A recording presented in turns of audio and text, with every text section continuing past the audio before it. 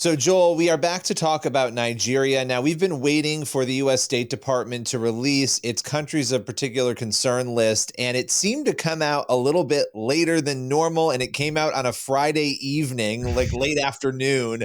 And Nigeria was not on that list. But before we get into that, can you tell us a little bit about what the countries of particular concern list is so people can understand that?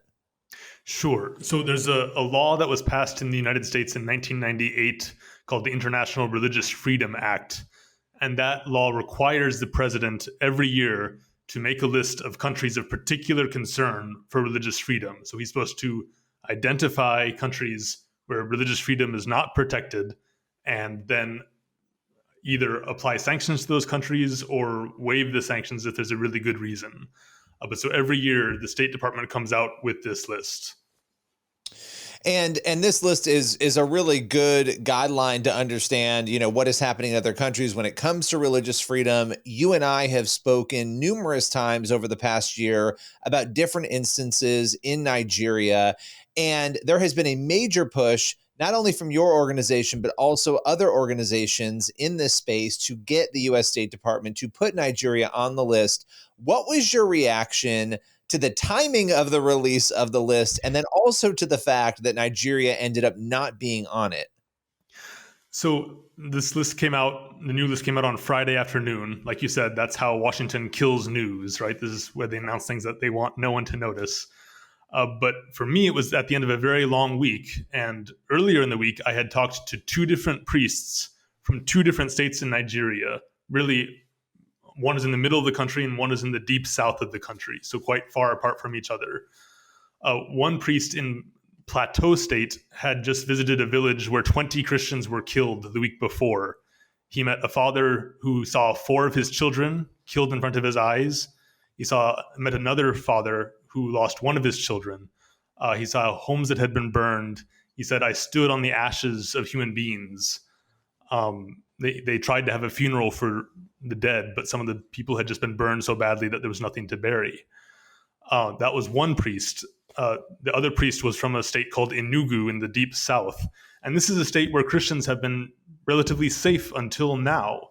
But just in November 19, there was a massive attack on a Christian village in this state, and about 12 people were killed, again, by jihadists from the Fulani ethnic group.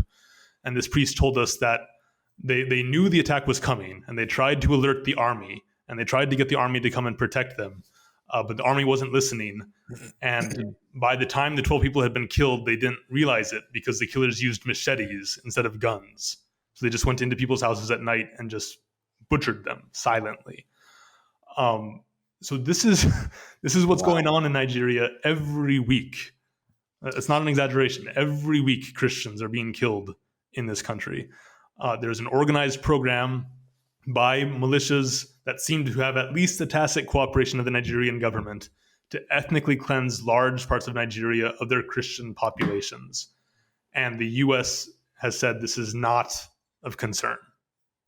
I mean, and the thing about, there's so many things about this. And to your point, you and I have spoken about numerous stories, and we'll get into one of them that we've covered before. Really, I think the story that put this on the map for a lot of people, this issue, maybe they didn't realize until this stoning happened earlier this year. We'll talk about that in a moment. But the other day, there were also 2 busloads of people who were purportedly abducted in Nigeria as well. There have been numerous stories. It's almost a steady stream now of stories coming out. And these are the things we're hearing about, right? There's a lot that we're not hearing about.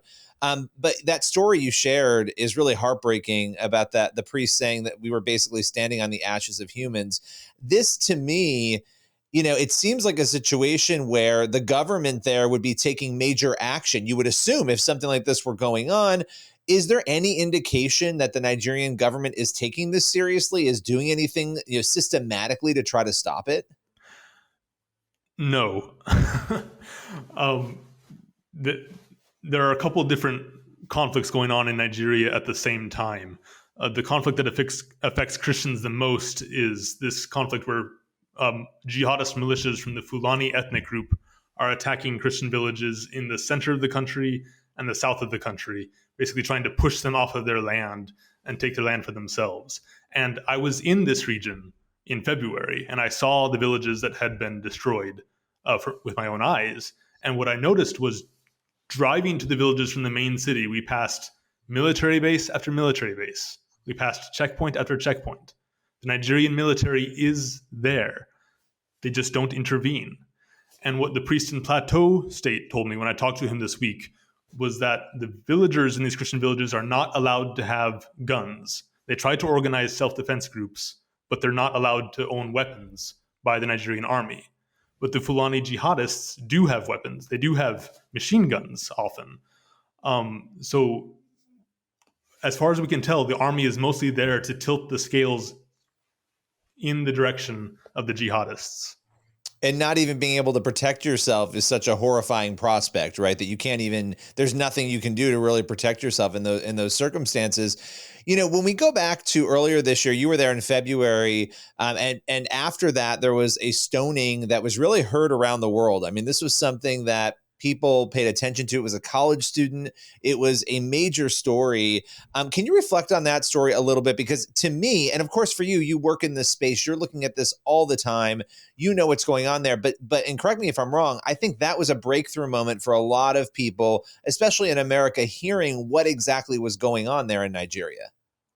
I certainly hope it was a breakthrough moment for a lot of people for Nigeria. And I had hoped that it would be a breakthrough moment in Nigeria as well. So just to recap for your listeners, this is a young Christian university student who was stoned on her campus after she was accused of blasphemy by her classmates. And what really shocked me about this case first was, you know, the killers recorded the crime and they recorded their faces while they were celebrating around her burning body. I watched that video and I wish I hadn't watched it, but no one has been arrested for her murder until today. The former vice president of Nigeria tweeted out a condemnation of the murder, and then he deleted the tweet a few hours later. The president of Nigeria released a statement saying that people shouldn't kill people when they're accused of blasphemy. They should bring them to trial. So basically saying the problem is that she was stoned by vigilantes instead of being stoned by a Sharia court. So the entire Nigerian establishment failed to bring any kind of justice for this case, even when the murder was on video. It's on the internet. You can still find it today. So this is the reality in Nigeria today, that the Nigerian government is using Islamic terrorism to subjugate the Christian population and get its way. That's what's happening. One of the things, getting back to the fact that Nigeria was not included on the countries of particular concern list, is that there are other designations as well that don't seem as strong, but they seem noteworthy. The special watch list. I think there's entities of a particular designation as well, where Nigeria could have been listed, and the State Department chose not to even do that. Why do you think that is? I mean, it's just so obvious at this point that the U.S. is using this list as a way to get favor with the Nigerian government. I think the U.S. government knows that the struggle of the 21st century will be a struggle for control of Africa between the United States and China. China is making major inroads into Africa, and the U.S. wants to stop that. And in order to stop it, they're trying to get allies like the Nigerian government on their side. And almost certainly, Nigeria was put on this list by President Trump in 2020. And almost certainly the Nigerian government told their counterparts in the US government, this is our price. We want off of this list. If you want our cooperation, this is what we want from you. There's absolutely no credible reason to keep Nigeria off the list. And we should note the US has an independent commission for religious freedom, and they have said that they're outraged, and it's unexplainable that the U.S. did not put Nigeria back on the list this year.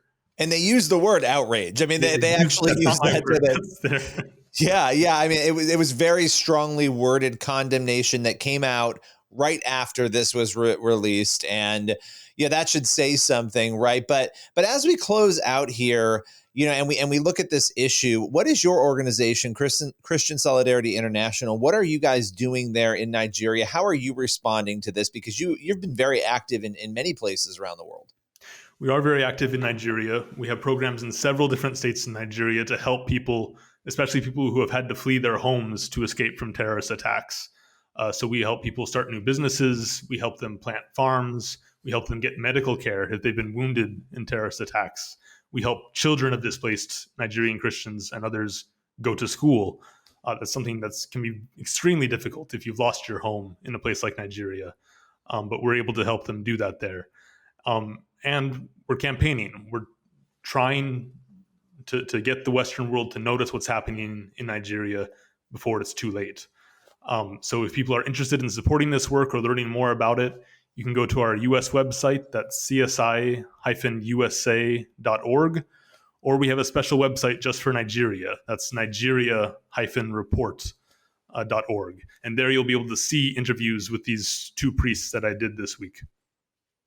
Well, Joel, I so appreciate your time, and thank you for joining us. We'll be back soon with you to talk more about these important issues. Thank you so much, Billy.